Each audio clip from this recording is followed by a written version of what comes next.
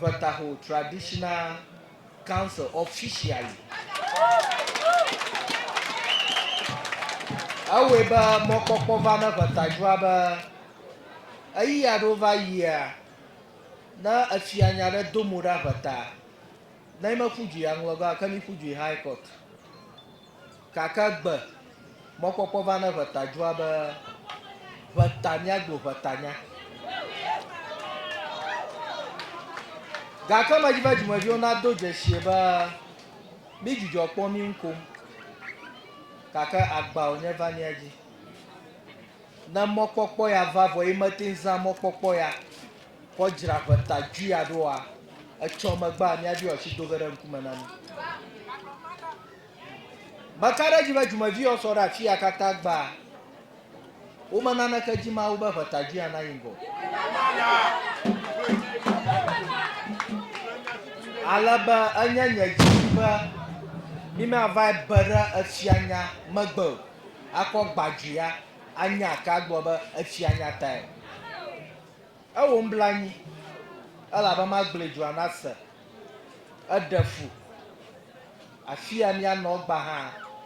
amare fa jije nya be ma no fia wo na ya na mado sami apan kona agbenono ya wa wakomi majiba mako mokpokpo aga gble na jua madon kujimi apa president ade egbo nyara aba yaya I am a father for all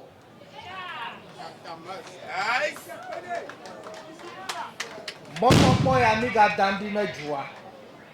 magble ni trafia vata tia daka amayo mi hada go gba pere nkwa blanyi vova hamola na fia bla nyi vove gbosusia me le veta ye veta dzi agalala efia be nya ku ɖe miawo ame yawo va gbla me gba fia gble ya ma do ƒe li geɖe na ame ɖe sia ɖe yi ke etɔ ƒa wòdze ne dzoa gbɔ menye post dage na la ɖe ɖokuiwo dzi ɖe afi anye fia wo ŋuteƒe le ʋetadui ya me ele teƒewo ɖe efu blibo kpe ne menɔ anyi xlẽ history wo ʋua mebia ɖokui nye be leke wokɔ zɔzɔ lia yi tso taɖo va do ɖe ŋɔtie va yi tavie ƒe ŋutɔa me ʋuu va do ɖe ayiɖiga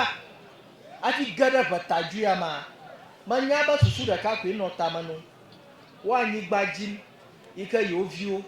yewo ƒe ƒometɔwo wowɔ ɖeka anɔ anyigba ma dzi ne dzoa na yi gbɔ susu ma te wɔ aʋa ɖo nu yawo gblẽ ɖe mía sia ne mete wɔ gakui o ɖe heyawo gblẽ ɖe mía sia dze agba be magagblẽ hafi adzo memɔ kpɔm be egba yi ʋeta su traditional councilor mi mɔ kpɔkpɔ ma gbe akɔ dzra dzia ɖo kple nye fiawo katã ye nye be etsɔ ɖewo gbɔna míawo hã labe míawo míatɔ ada ɖe anyigba ya dzi mía viwo wova ƒu asi akɔ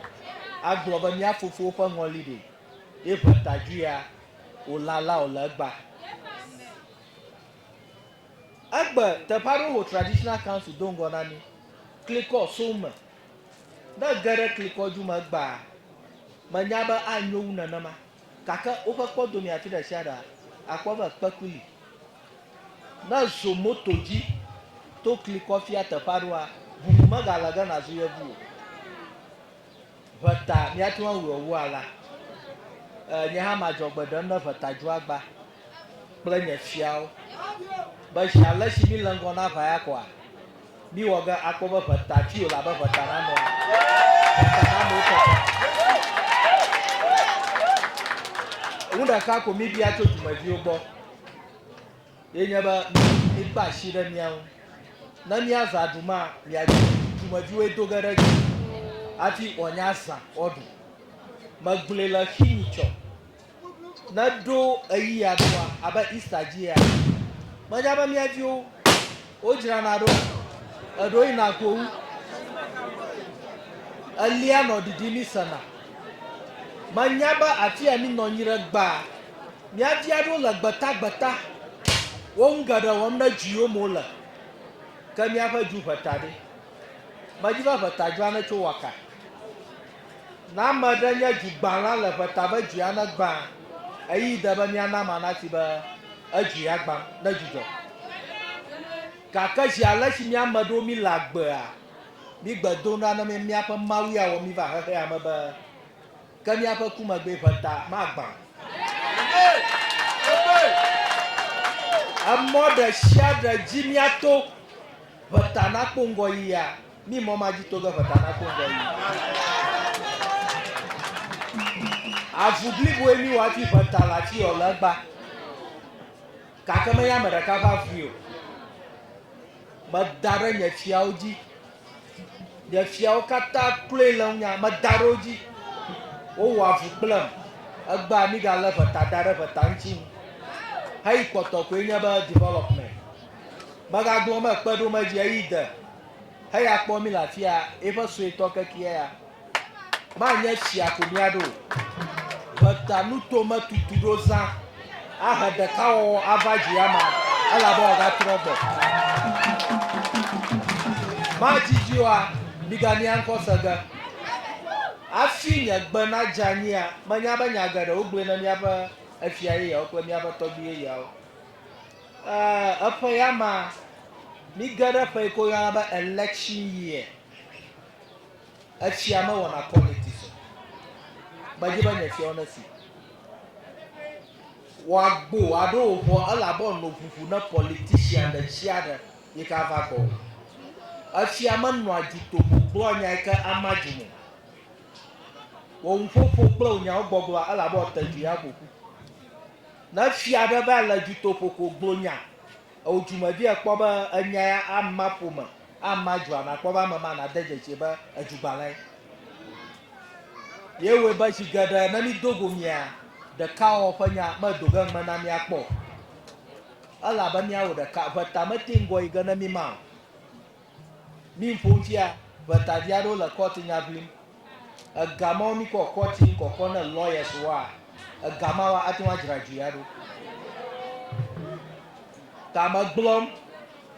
ame yawo gege na gblɔ megba woado dzesi be gbegblẽwo ano ɖewo kɔ ɖi noko nyuitɔwo kɔ wɔ dɔ agblea ma mi le vota ame ɖewo ɖokui tɔ didi yewo ƒe lãme fũu gake wo ala na nye ŋuteƒe wɔla le ʋetadzroa me ye meka ɖe dzi be miaƒe dzidzi vava aɖatsi ale mo ne miaƒe ƒomewoa egba aɖatsi mawa elabe wòtutu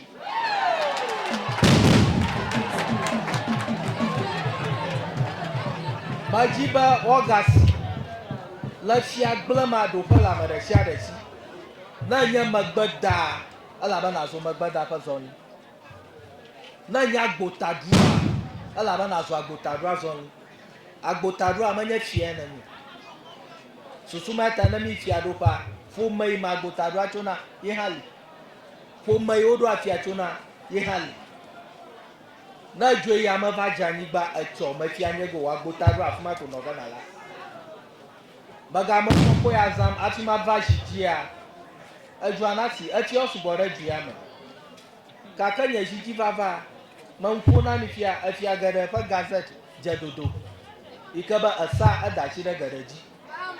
mɔkpɔkpɔ ma li be efiawo katã ko miakpe ɖo ŋu ne dzoa na yi goa mi miatɔ si ŋu wɔ ge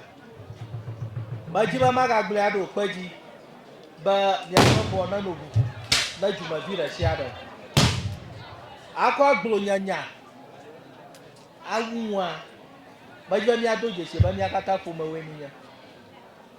eta ame tsitsiwo gblẽ da ɖi be ƒomea ne le adzɔge aɖo le abe ave ene gake ne ge ɖe ava ma akpɔ be atsi ɖe sia ɖe nɔƒe le si le ava me egɔme kpie ko nye be mia katã le afi nye gbese megba miatɔwo ƒe le ʋetadzoa ma ehiã susu ma ta ne de dzesia ke le abe hã tɔwo ƒea elabena woe ne dzoa nakpɔ ŋgɔ yi nye meka ɖe dzi be mia katã miate ŋu anɔ fi aƒo ŋu egba abale megblɔ mi no ne mete ŋu ƒo ge ne dzo agba abale mewɔ mi na ɖomahitɔwoe na wɔa ye nye be wɔna yawo tɔgbia ekpe ɖe ƒome aɖewo ŋu wodzra teƒe aɖewo wo hã tɔwoe ma Martin Luther gblẽ be ne ŋue ne nya kpɔkplɔ hã ɖe elana kplɔ ŋu ale be ne ame ɖe va kpɔ teƒea ne kplɔa wògblɔ be ame ɖeke mele xexa me akplɔ ŋu abe woe no medzi be mako mɔkpɔkpɔ ya agakɔ abɔta ne míaƒe fia yeyewo katã wova lɔ ɖeka mi xɔ abɔ vɛ nye dzidzie nye be mawɔ dɔ kple wo wodo dzesi be teƒe yawo le mɔkpɔkpɔ geɖe li be woƒe ziawo gakpɔ ŋgɔ yi awɔ ati yawo le fia gake woƒe agbagba dzedze ye ɖe gafia meda akpe nu memɔ kpɔm be madzidziwoa miagado go tɔxɛ awɔ ɖoɖo ɖe dzoa ŋu alebe ƒetadzroa nakpɔ ŋgɔ yi menya be madzidzi o madzidzi yi kpia ɖoa ame ɖewo tsotso ge be yewo va kpɔ ʋeta edzoa ŋkɔ sem wola yewo kpɔ ŋu yewo dzɔdzɔ ge elabe nya mɔkpɔkpɔ kple xɔse le asinye be dzoa etɔtrɔ ge ne nyia meda akpe na mi mawu ne yra mi miakpɔ ŋgɔa eƒe wɔle yawo tutu Mother's Day ye mi he nye mama ga ɖe go afia meko mɔkpɔkpɔ ya mia dada yiwo katã le afia emedo Mother's Day tɔxɛ no wɔwo manɔ nyioa miame ɖowo manɔ afia mexɔ abɔta no medzi be noso dada zɔli wote wo viwo ɖe xɔ me aƒo ŋu no aɖo aɖaŋu no evimase to ŋu ɖe woba ŋɔ ka ye ko ato nɛ miagblẽ no ne woanɔ agbe nyuie ne ʋetadzroa ƒe ŋgɔ yi akpe na mi mawu ne yra mi akpe